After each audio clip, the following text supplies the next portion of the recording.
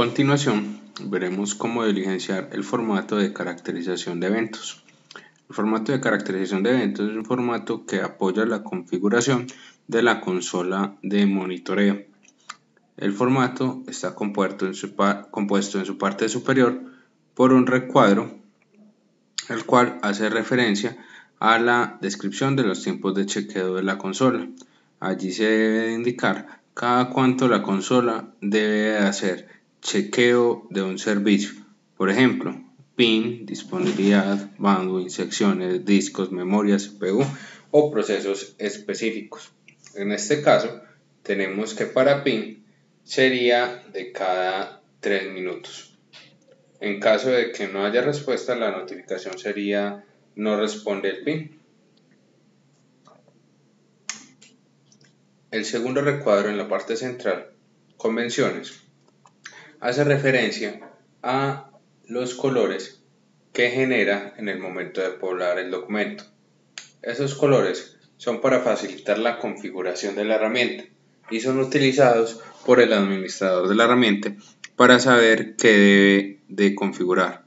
En este caso, cuando se encuentra en blanco, indica que no se debe configurar ningún parámetro para este. En color amarillo, que se debe configurar el monitoreo de procesos y discos. En rojo, el monitoreo de disponibilidad de PIN. El verde, monitoreo de umbrales en estado warning. En púrpura, monitoreo de umbrales en estados excepción. Y en color azul, la forma o medio de notificación. En la columna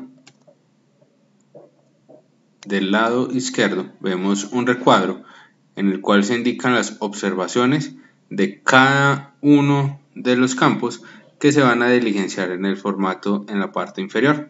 Vamos a ver entonces en el ejemplo para ir poblándolo. En este caso vamos a tomar el tipo de CI, la clase de dispositivo que se va a configurar. Puede ser un servidor, un router, un switch, un hub, un firewall, etc. En este caso vamos a tomar un servidor y un firewall. En la segunda columna tenemos el nombre del CI y en la tercera la dirección IP.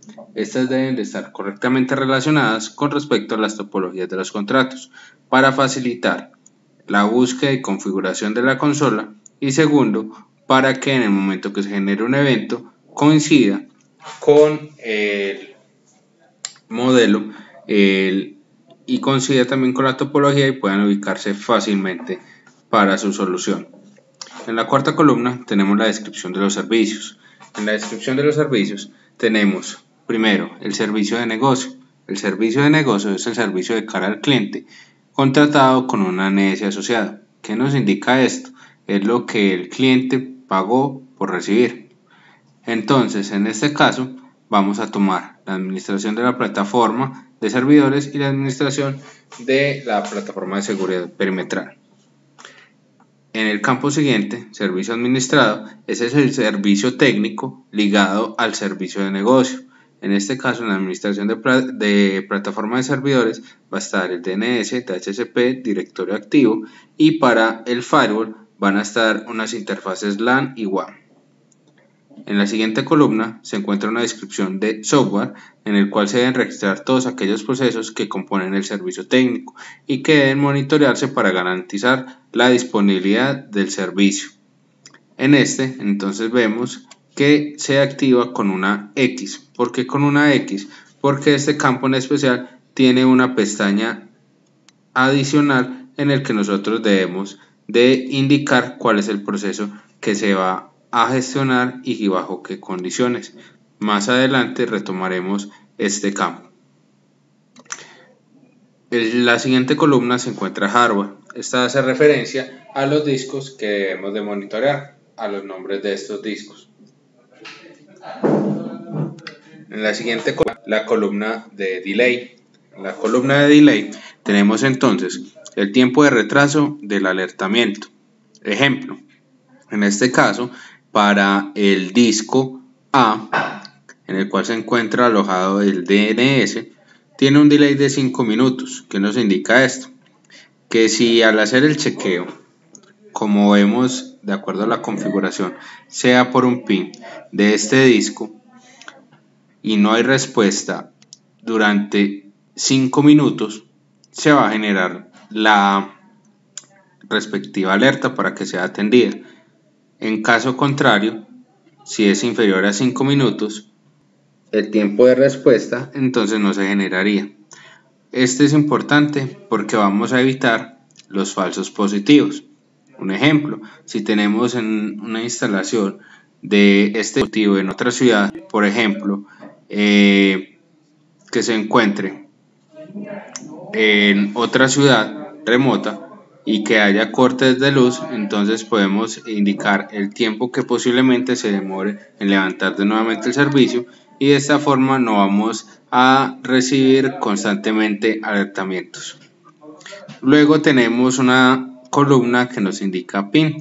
En esta columna PIN se debe indicar la cantidad de paquetes perdidos que debe generar la alerta. Para este caso tenemos 4 paquetes perdidos para los servidores y 8 paquetes para los firewall. Luego tenemos una columna de disponibilidad. Esta hace referencia al estado up o down de la tarjeta o puerto de red o interfaz de red o procesos que se encuentran activos. En este caso están todos down, o sea que vamos a monitorar solo que no se encuentre respuesta a ellos. Y también podría estar entonces la opción up. Si se encuentra la opción up es porque estamos garantizando que por medios de seguridad se habían deshabilitado esos puertos. Luego tenemos la columna delay para PIN y disponibilidad. Entonces allí debemos indicar el tiempo de gestión que debe tener de chequeo, la herramienta de monitoreo antes de generar alerta. En este caso es 3 para el DNS, para el PIN y la disponibilidad de ese servicio. Luego tenemos los umbrales. Los umbrales hacen referencia entonces a esa parte de tangibles que podemos entregar en un informe. Entonces está el disco, memoria, CPU, ancho de banda y sesiones. Para los servidores solamente aplicaría discos, memoria y CPU. Estos alertamientos están divididos en dos de acuerdo a las buenas prácticas, en tipo alerta y en tipo de excepción.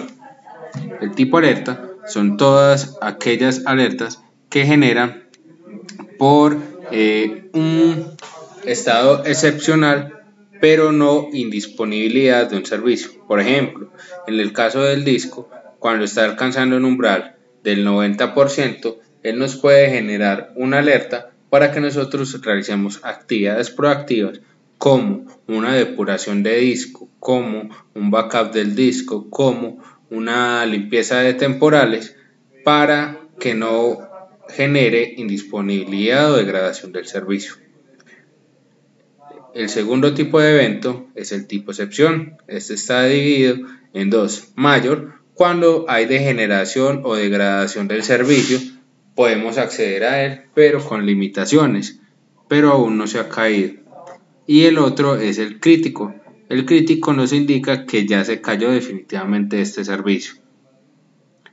Esta configuración se hace entonces igualmente para memoria, CPU en el caso del servidor, y para memoria, CPU, ancho de banda y sesiones para los dispositivos de red, en este caso el firewall. Es importante resaltar que las sesiones irían en cantidad más no en porcentaje, para que lo tengan en cuenta en el momento del licenciamiento. Luego tenemos entonces la parte de notificación. ¿Cómo es la parte de notificación? Está dividida específicamente en horario hábil y horario no hábil, y con un medio de notificación, en este caso el correo electrónico. Se marca con una X que se va a colocar de color azul el recuadro para indicar que se debe entonces, en el caso del servidor, alertar en caso de que haya problemas con el PIN, discos, memoria y CPU. Y para los casos de los dispositivos de red, que haga alertamiento en caso de que falle el PIN o la disponibilidad, y para memoria, CPU, ancho de banda y sesiones. Tenemos al final una tercera columna que se llama otros. Esta columna es con el fin de que si el contrato posee algún otro tipo de notificación, sea celular, WhatsApp o algún otro tipo de notificación, se pueda indicar cómo sería y en qué horarios.